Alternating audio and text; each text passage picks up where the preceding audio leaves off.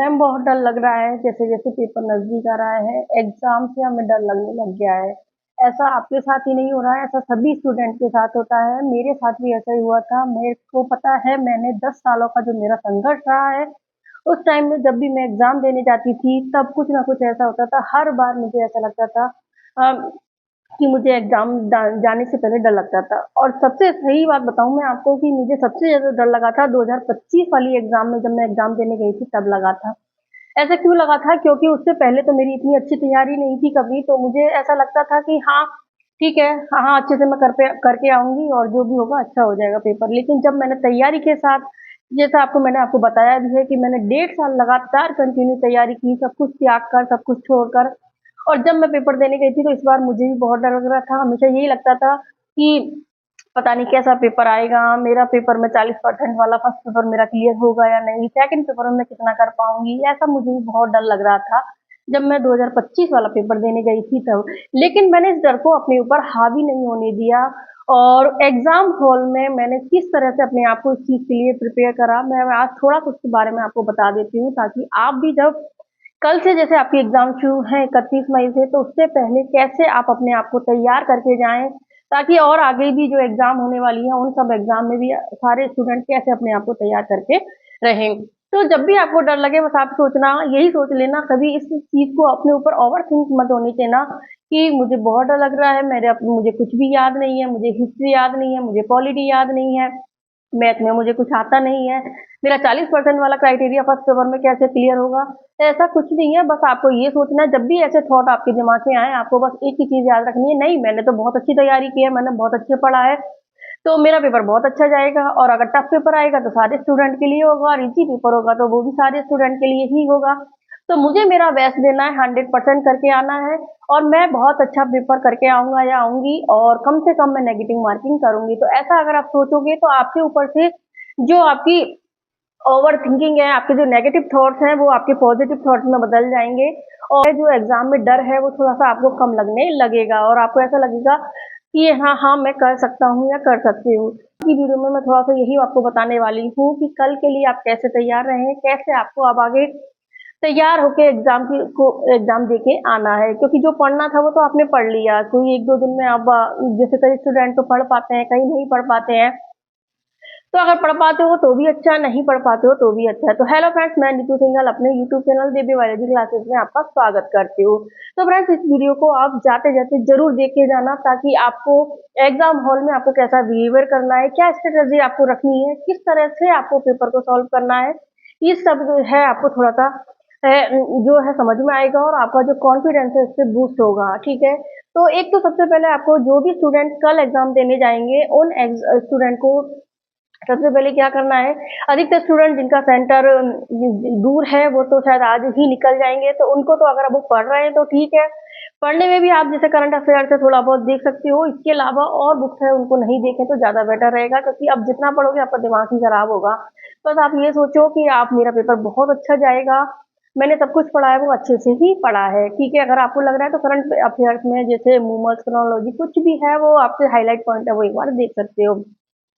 हालांकि मुझे तो पढ़ने से कोई प्रॉब्लम नहीं होती थी, क्योंकि जब भी मैं लास्ट टाइम भी पढ़ती थी तो उससे मुझे पॉजिटिविटी ही मिलती थी, मेरे दिमाग में कभी नेगेटिविटी नहीं आती थी कि मेरे ये रह रहा है, मैंने इतना पढ़ लिया अब याद नहीं है, कुछ नहीं है। बस मैं ये सोचती थी कि एक दो टॉपिक जो मेरे रहे हैं उनको मैं क्लियर कर लूँ, तो मैं तो लास्ट टाइम तक पढ़ती थी।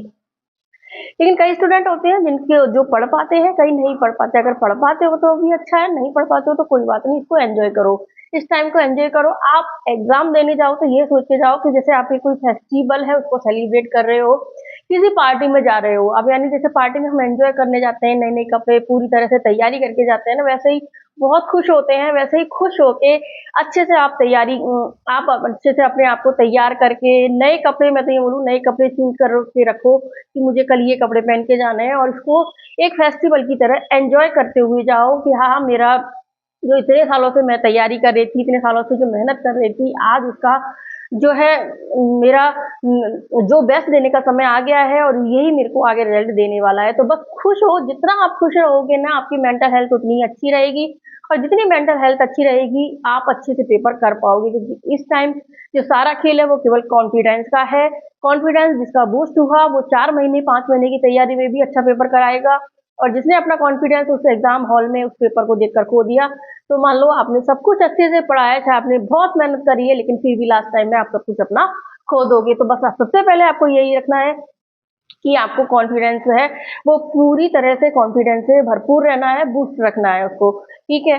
दूसरा आपको क्या करना है कि जब भी आप अपने जो है एडमिट कार्ड वगैरह है उनको अच्छे से तैयार कर लो। आपको जो भी ब्लू पेन वगैरह लेके जाने हैं, उन पेन्स को अपने पास रखो। आधार कार्ड जरूर अपना ले लेना, सारी चीजें ऐसे तैयार करो ताकि आपका दिमाग है वो अपसेट नहीं हो, ठीक है। उन सब फोटोज है जो भी ले जानी है, वो सब सारी चीजें जो भी सामग्री आपको लेके जानी है उनको तैयार रखो। नॉर्मल कपड़े आपको पहन के जाना है, उनके कपड़ों। हाँ, और लेडीज के लिए मैं बता दूं कि जैसे आपके गोल्ड का जो भी आइटम है, नाक कान में आपने जो भी पहन रखा है, वो सब अपने घर पर ही खोल कर जाएं, क्योंकि एग्जाम टाइम पे अगर आपकी कोई भी चीज वहां रह जाती है, जैसे नोज पिन भी आपकी रह जाती है, तो वहां पे वो खुलवा लेते हैं। और नहीं तो आपको क्या है, आपके दिमाग में टेंशन घुस जाती है, क्योंकि कई टीचर तो इतने अच्छे होते हैं कि आपको थोड़ा सपोर्ट कर देते हैं, लेकिन कई जो एग्जामिनर है वो आपको सपोर्ट नहीं करते हैं, तो उस टाइम बोलते हैं कि आपको खोलना ही होगा, इसको तोड़ना ही होगा। तो उस कारण क्या होता है कि आप थोड़ा सा डिस्टर्ब हो जाते हैं, वहां पे थोड़ी सी भी कुछ प्रॉब्लम होती है तो हम थोड़ा सा डिस्टर्ब जरूर होते हैं। क्योंकि मेरे साथ भी ऐसा हुआ था, मेरा फर्स्ट पेपर में मेरी नोज पिन खुल नहीं रही थी, तो लास्ट में एक एग्जाम जो टीचर थे बहुत अच्छे थे, तो उन्होंने बोला कि आप इस पे टैप लगा लो, इससे मैं बच गई। नहीं तो मेरा भी पूरा दिमाग अपसेट हो गया कि मैं पेपर दे पाऊंगी या नहीं पाऊंगी। तो पहले ये चीजें आपको एक तो आप अच्छे से तैयार करके रखनी है, ठीक है। इसके अलावा आपको एग्जाम हॉल में एक घंटे पहले एंट्री मिलेगी, ठीक है। उससे भी लगभग आधा से 1 घंटा पहले आपको वहाँ एग्जाम जो सेंटर है उस पर पहुंच जाना है, ताकि क्या है अभी ऐसा कभी आपके साथ नहीं हो। क्योंकि कई बार होता है कि कोई ट्रैफिक में फंस जाते हैं, व्हीकल होता है, तो उसकी वजह से क्या होता है कि हम एग्जाम सेंटर पर टाइम पे नहीं पहुंच पाते हैं, और वो लोग एग्जाम से हमें निकाल देते हैं, तो हमारी सारी मेहनत करी हुई बेकार होती है, फिर रोने धोने से कोई फायदा नहीं है। इससे अच्छा है आप थोड़ा सा जल्दी तैयार होके आधा पौन घंटा पहले एग्जाम सेंटर पर पहुंच जाओ, ताकि आपको कोई भी आप स्ट्रेस नहीं लो, आपको कोई टेंशन नहीं हो। क्योंकि इस टाइम सबसे ज्यादा खतरनाक आपके लिए होगा स्ट्रेस। किसी भी चीज अगर कोई भी स्ट्रेस आपके ऊपर हावी हो गया, तो मान लो आपका पूरा टाइम है वो खराब हो जाएगा और आप अच्छे से पेपर नहीं कर पाओगे। तो इन चीजों का आपको विशेष ध्यान रखना है।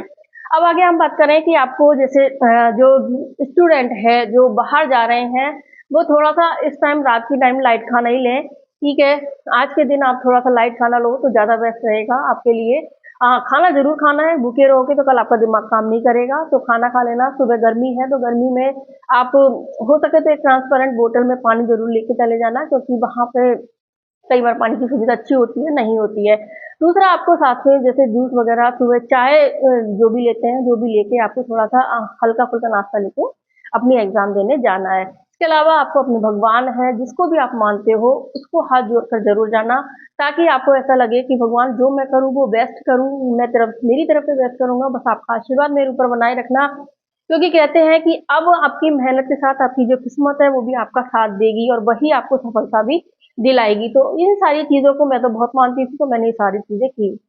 अब हम बात करें ये चीजें हुई कि आपको कैसे तैयारी करनी है। उसके बाद जब आप एग्जाम देने जाओगे, तो उस एग्जाम में जब आपको 1 घंटा मिलेगा, उस 1 घंटा में आपको वैसे भी फालतू मैटर पे किसी भी स्टूडेंट वगैरह से बात नहीं करनी है। बस आपको थोड़ा सा अगर आपको लगता है तो रिलैक्स हो लो, है ना। और थोड़ा सा मैंने तो देखो जो किया था मैं बता देती हूँ, मैंने थोड़ा सा अपना मैनिफेस्ट मेडिटेशन उस पर ध्यान दिया था। तो मैंने तो बस यही सोचा था कि मैंने जो भी पढ़ा है बहुत अच्छे से पढ़ा है, मुझे सब कुछ आता है, मैं अपना पेपर अच्छे से दूंगी। तो मैं वही चीजें आपके साथ शेयर कर रही हूँ। तो इससे क्या आपका दिमाग है बहुत संतुलन में रहेगा, बैलेंस रहेगा। और जब दिमाग संतुलन में रहेगा तो आप पेपर अच्छे से कर पाओगे। तो ये चीजें तो हुई कि आपको पेपर से पहले कैसे करना है, ताकि आपका जो डर है वो निकल जाए और आप एग्जाम में कोई स्ट्रेस नहीं लो। दूसरा है आपको टाइम मैनेजमेंट का पेपर की टाइम पे बहुत ध्यान रखना है। सबसे ज्यादा गलती इस टाइम का जो पेपर सबसे ज्यादा गलती स्टूडेंट यही कर रहे हैं, क्योंकि अभी जो पेपर आ रहा है वो जो पेपर है वो इतना लेंदी आता है कि हम एक बार के राउंड में ही पूरा पेपर नहीं कर पाते हैं। तो आपको सबसे ज्यादा क्या ध्यान रखना है कि आपको टाइम मैनेजमेंट का ध्यान बहुत रखना है। और मैंने जैसे आपको भी इससे पहले एग्जाम में पेपर सॉल्व कैसे करने वाली जो वीडियो है उसको भी हो सके तो एक बार जरूर देख लेना। उसमें क्लियर बताया है कि राउंड 1 के बाद आपको एक बार ओएमआर शीट जरूर भर लेनी है, यानी आधा आधा घंटे के बाद आपको ओएमआर शीट जरूर भर लेनी है, ताकि लास्ट टाइम में आपकी ओएमआर शीट भरने से नहीं छूटे। क्योंकि आपने शायद टिक लगा लिया, लेकिन फिर भी आपकी ओएमआर शीट अगर छूट गई तो आपको टिक लगाने का कोई फायदा नहीं होगा। लास्ट टाइम में ये भी ध्यान रखना है कि आपको बीच बीच में 5वां विकल्प, जो क्वेश्चन आपको नहीं आ रहे, 5वां विकल्प भी भरते हुए आना है, ताकि आप चाहे अच्छा पेपर करके आ रहे हो, नहीं करके आ रहे हो, लेकिन अगर 5वें विकल्प की वजह से आप डिस्क्वालीफाई हो गए, तो आपके अंदर हमेशा ये गिल्टी रह जाएगी कि ये चीज़ें ही मैं इतनी बड़ी एग्ज़ाम देने जा रहे हो, क्योंकि आरपीएससी स्कूल लेक्चरर बनने जा रहे हो, गज़ेटेड ऑफिसर बनने जा रहे हो, तो इतनी छोटी-छोटी गलतियाँ आपको नहीं करनी है, क्योंकि ये गिल्टी आपके अंदर नहीं रहनी चाहिए। तो इन चीज़ों को आपको विशेषकर ध्यान रखना है। साथ में आप जब पेपर सॉल्व करो तो बीच-बीच में कभी भी ऐसा नहीं है कि एक ही क्वेश्चन को लेके अटक जाना है, या फिर आप अपने ईगो पे ले लोगे नहीं इस क्वेश्चन को तो मैं सॉल्व करके ही दे दूँ, क्योंकि वहाँ पे कोई आपको ईगो चेक करने वाला नहीं है। अगर आपने छोड़ दिया तो वो आपके पीछे सारे पेपर है, सारे क्वेश्चन है वो छूट जाएंगे। जिसमें भी क्वेश्चन में आपको टाइम लग रहा है उस क्वेश्चन को एक बार स्किप करो, गोला लगा के आगे बढ़ते चले जाओ। ठीक है, ये तो आपको पेपर जब सॉल्व कर रहे हो ये सब करना है। साथ में आपको क्या करना है कि आपको जो रिस्क लेनी है वो पेपर को देखकर रिस्क लेनी है, यानी आपको पहले से डिसाइड नहीं करना है कि मुझे तो इतने परसेंट क्वेश्चन करने हैं, इतना पेपर करके आना है, उस 75 में से 60 क्वेश्चन करके आने हैं, 50 करने हैं, 55 क्वेश्चन करने हैं या 65 क्वेश्चन करने हैं। ऐसा कुछ पहले से डिसाइड नहीं होगा, पेपर के लेवल पर डिपेंड करेगा कि आप कितने क्वेश्चन उसमें अटेंड कर पा रहे हो। अगर आपका पेपर बहुत ज्यादा हार्ड आता है, जैसे 2025 वाले पेपर आए थे, तो आप कोशिश करना कि आपका 40% वाला क्राइटेरिया ही पूरा हो जाए, और उस पेपर में आप लगभग 40 से 45 क्वेश्चन तो आपको जरूर करके आने हैं। यानी आपके 35 एक क्वेश्चन ऐसे आएंगे जो आप इजीली कर पाओगे, लेकिन आप 10 से 15 क्वेश्चन में फिर भी आपको रिस्क लेनी ही होगी, क्योंकि रिस्क नहीं लोगे तो आपका 40% वाला क्राइटेरिया वो पूरा नहीं होगा। तो ध्यान रखना इस चीज का। अगर पेपर टफ आ रहा है तो आपको 40 से 45 क्वेश्चन है वो करके आने हैं, उनमें क्वेश्चन में रिस्क भी आपको लेनी होगी। लेकिन अगर आपका पेपर ईजी है और आराम से आप 50 क्वेश्चन तक क्रॉस कर पा रहे हो, तो उसके बाद जो 2 ऑप्शंस वाले क्वेश्चन है उनमें रिस्क कम से कम लेना, क्योंकि वो क्वेश्चन आपको फिर नेगेटिव दिलाएंगे, तो आपको जो आपके जो मार्क्स है वो कम कर देंगे। तो ये आपको फर्स्ट पेपर में भी ध्यान रखना है और सेकंड पेपर में भी आपको ध्यान रखना है ये चीजें। तो ये सारी चीजें जो मैंने आपको एक बार फिर से बता दी, ताकि आप कहीं भी एग्जाम में गलती नहीं करें, क्योंकि जो पढ़ना था वो तो आपने पढ़ लिया, आपकी जो मेहनत है आपकी वो कल आपके सामने आ जाएगी। लेकिन अगर जो छोटी छोटी गलतियां करते हैं जिनकी वजह से हम एग्जाम से बाहर होते हैं, वो गलतियां अब आपको नहीं करनी है।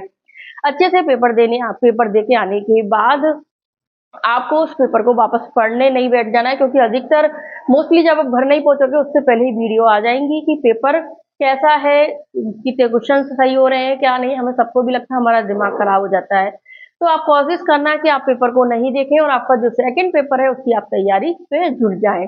ठीक है, उस पेपर को देने के बाद, सेकंड पेपर को देने के बाद फिर आप उस पेपर, दोनों पेपर को आप आंसर की से मिला सकते हैं।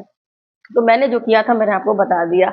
इसके बाद हम बात करें अभी जो आपका 3 जून को जिन स्टूडेंट का पेपर होगा, तो कल जो स्टूडेंट का पेपर हो जाएगा, इससे आपको आइडिया लग जाएगा कि पेपर का लेवल क्या रहेगा, किस तरह के क्वेश्चंस आएंगे, करंट अफेयर्स कैसी आएगी, ये सारा आपको कल पता चल जाएगा। ठीक है, उसमें मैं भी आपको थोड़ा सा एनालिसिस करके बता दूंगी कि करंट अफेयर्स वगैरह को और थोड़ा सा आपको कैसे ध्यान देके पढ़ना है। तो ये चीजें आपको ध्यान रखनी है। आप एक बार जरूर पेपर को देख लेना, थोड़ा सा पेपर का एनालिसिस करना, और जो आप पढ़ रहे हो उसी को आप आगे भी वापस से 1-2 बार और रिवाइज कर लेना। लेकिन ये चीज नहीं है कि अगर पेपर में कुछ अलग आ गया तो आप वापस से नया पढ़ने बैठ गए, आप कुछ भी नया नहीं पढ़ पाओगे। मैं खुद बताती हूँ कि जब 23 जून को पेपर हुआ था, पेपर बहुत हार्ड आया था, तब मुझे भी लगा था कि इसमें मेरा क्या होगा। फिर करंट अफेयर हमारी इतनी टफ आई थी तो मुझे लगा था कि मुझे भी कुछ पढ़ना चाहिए, लेकिन एक सर थे, मैंने उनसे पूछा था तो उन्होंने बोला था कि करंट अफेयर्स को ध्यान मत दो, हिस्ट्री जियोग्राफी अगर हो सके तो आप एक बार रिवाइज कर लो। और मैंने वही किया था, हिस्ट्री जियोग्राफी पॉलिटी को एक बार और 2 से 3 दिन में रिवाइज कर लिया था। ठीक है, तो इससे मुझे ये बेनिफिट मिला कि करंट अफेयर तो जैसी आनी थी वैसी ही आई। ठीक है, करंट अफेयर जितना कर पाए वो उतना कर सके, लेकिन इन सारे जो सब्जेक्ट थे उन सारे सब्जेक्ट में मैंने थोड़ा सा और जो क्वेश्चन मेरे को नहीं आ रहे थे या फिर कंफ्यूजन थे, चाहे वो कंफ्यूजन दूर हो गया और दूसरी मैंने पेपर को अच्छे से हल कर लिया, और इसी कारण से मेरा 40% वाला क्राइटेरिया भी पार हो गया, मेरे अच्छे से नंबर इसमें आ गए थे। तो आपको ये चीजें ध्यान रखनी है जो सेकंड स्लॉट में जिनका पेपर होगा उनको। ठीक है, फिर दूसरा है, आगे आपको इस तरह से फिर अपने पेपर की तैयारी करनी है, आपको अपने सब्जेक्ट वाले पेपर की ही तैयारी करनी है, फिर उसके बाद आंसर की को मिलाना है। तो ये छोटी छोटी बातें होती हैं जिनको हमको ध्यान रखना होता है। मैं आपसे वापस कह रही हूँ कि आप खुश रह के पेपर दे के आइए, हमेशा खुश रहिए, और मेंटल हेल्थ है उसको स्ट्रांग रखिए, क्योंकि जितनी आपकी मेंटल और फिजिकल हेल्थ स्ट्रांग रहेगी, आप आराम से उतने ही अच्छे से पेपर को सॉल्व कर पाएंगे। हाँ, आपको अब लगता है डर लग रहा है तो आप एक दो मोटिवेशन वीडियो देख लो, कोई एग्जाम हॉल की स्ट्रेटजी बता रहे हैं उनके बारे में देख लो। पर ये फालतू की मैराथन क्लासेस हैं या फिर आप अब आप एमसीक्यू क्लासेस हैं उनको पढ़ने बैठ गए तो वो चीजें आप नहीं करोगे, ज्यादा बेस्ट रहेगा। सबसे इम्पोर्टेंट आपको ध्यान रखना है, आज की रात आपको अच्छे से नींद लेनी है, खूब अच्छे से सोना है। आप कोशिश करो, नींद नहीं आ रही है तो भी आप थोड़ा सा खेलने चले जाओ, टहलो। आप बाहर गए हो कहीं तो बाहर घूम के आ जाओ, हो सके तो। नहीं पढ़ पा रहे हो कोई बात नहीं है, बस आपको अच्छे से नींद लेनी है। नींद लेके सुबह जग के अच्छे से तैयार हो गए, भगवान की प्रार्थना से प्रार्थना करके आपको अच्छे से पेपर देके आना है और आपका पेपर बहुत अच्छा जाएगा और आपने अच्छे से तैयारी की है तो सभी स्टूडेंट जो कल पेपर देने वाले हैं, आगे भी जिनका पेपर है, उन सबके लिए, फर्स्ट ग्रेड के स्टूडेंट के लिए मेरा पहले से ही सबको all the best, best of luck. आपका पेपर अच्छा हो और आप सब जो मेहनत कर रहे हैं वो भी जरूर अपने लक्ष्य को पाओ और आपका सिलेक्शन जरूर से जरूर होगा। तो फिर मिलते हैं एक नई वीडियो में, जिस वीडियो में हम आगे की नई कोई स्ट्रेटेजी पर बात करेंगे। तो अगर आपको वीडियो अच्छी लगी हो तो प्लीज वीडियो को लाइक करो, चैनल को सब्सक्राइब कर लो और भी लोगों को शेयर करो ताकि उन्हें भी इसका फायदा मिल सके। फिर मिलते हैं एक नई वीडियो में। Bye bye, thank you.